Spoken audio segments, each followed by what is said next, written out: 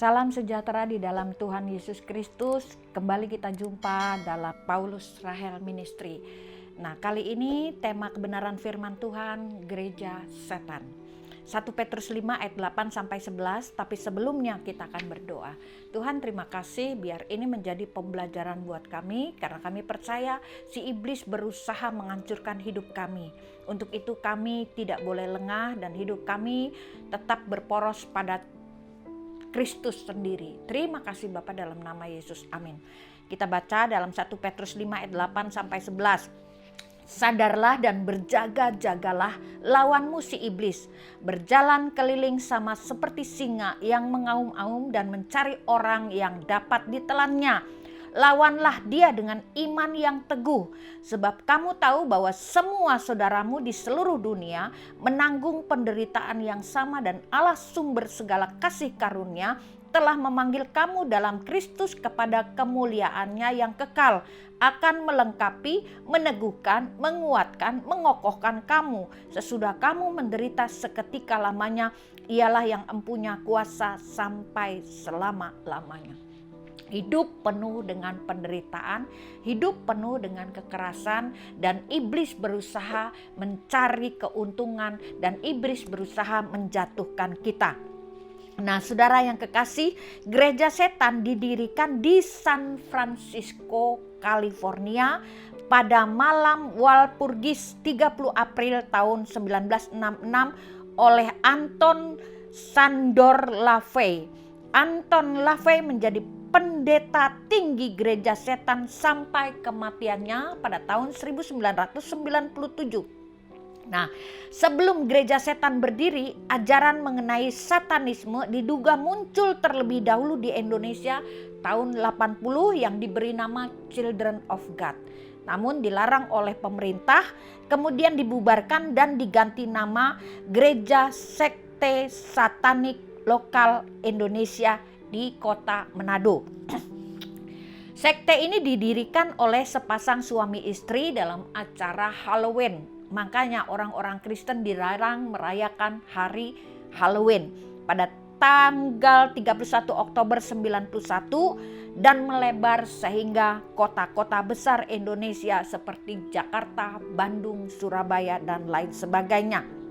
Nah, fakta-fakta yang perlu kita ketahui di dalam gereja setan, ya, mengajak orang untuk bergabung dengan gereja setan akan mendapatkan imbalan. Jadi melakukan penginjilan, dan kalau memenangkan 1 jiwa maka akan dibayar 500.000. Nah, caranya bagaimana? Menjebak mereka. Jadi anak-anak muda bergelombor akan dihampiri, lalu perkenalkan diri, lalu diajak makan di restoran berbintang. Dengan sekali traktir mungkin habis bisa 10-12 juta. Anak-anak muda ini ditraktir, suruh makan sekenyang-kenyangnya, lalu sengaja pramusaji dipanggil, lalu bayar bilnya, dia lihat, wow, mahal sekali. Nah, karena merasa gak enak, akhirnya orang yang bayarin makan itu bilang, yuk ikut ke gereja, karena merasa utang budi, gak enak ditraktir, akhirnya mereka mau. Nah, dari situlah setelah masuk tidak bisa keluar lagi, saudara. Lalu yang menjadi target gereja setan adalah anak-anak muda yang masih labil, yang pikirannya, wawasannya belum terbuka benar sehingga gampang dipengaruhi. Ya, gereja setan tidak menyembah setan, tetapi melakukan penghujatan kepada Tuhan. Ya, nah, bagaimana gereja setan mendapatkan donasi? Gereja setan mendapatkan donasi dari profit keuntungan film-film porno. Ya, dan mereka membayar 28,17%. Itu mengacu dari ayat firman Tuhan Matius 28 ayat 17 yang berbunyi, ketika melihat dia mereka menyembahnya, tetapi beberapa orang ragu-ragu. Jadi dana didapat dari profit film porno sebesar 28,17%. Ya, lalu gereja setan mengadakan satu ritual yang namanya santap kasih bersama. Jadi mirip-mirip gereja. Kadang-kadang kan ada santap kasih bersama, tapi santap kasih bersama dengan gereja setan ini dilakukan selama seminggu 3 kali. mereka melakukan ritual seks bebas dan pemimpinnya berhak untuk memilih pasangannya. Mengerikan sekali, ya. Lalu ritual, kalau di Indonesia dalam tanda kutip ritual menggunakan nyawa manusia yang sudah mati, ya. Jadi ritual dengan menggunakan pengorbanan jasad bayi korban abortus. Jadi gereja setan bekerja sama dengan klinik-klinik aborsi ilegal.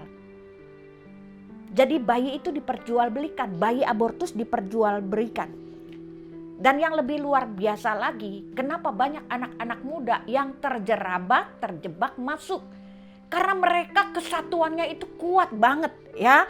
Dua prinsip pertama, aturan tersebut menyatakan bahwa seorang satanis harus menunjukkan kebaikan dan empati. Misalnya salah satu anggota mendapat kesusahan, maka rekan yang lain harus bergotong royong memberikan solusi problem.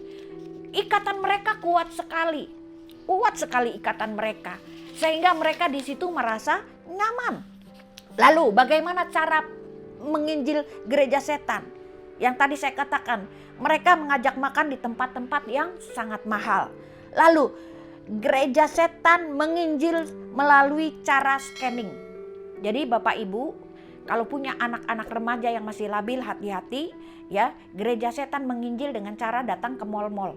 Caranya apa? Ya mereka datang lalu hampiri anak-anak yang sedang bergelombol, lalu kenalan, lalu penginjil gereja setan itu pakai cincin yang berbentuk kepala kambing, ya. Lalu mereka salaman, lalu sengaja menggoreskan sehingga sang korban darahnya tertempel. Lalu dari jarak jauh akan dibaca-baca dan orang seperti nunut gitu. Misalnya yang baca dari Surabaya dan orang itu akan pergi ke Surabaya. Ya, jadi cincin tersebut berbentuk bintang segi 5 atau bintang pentagram. Ya, nah itu. Jadi saudara, mengerikan.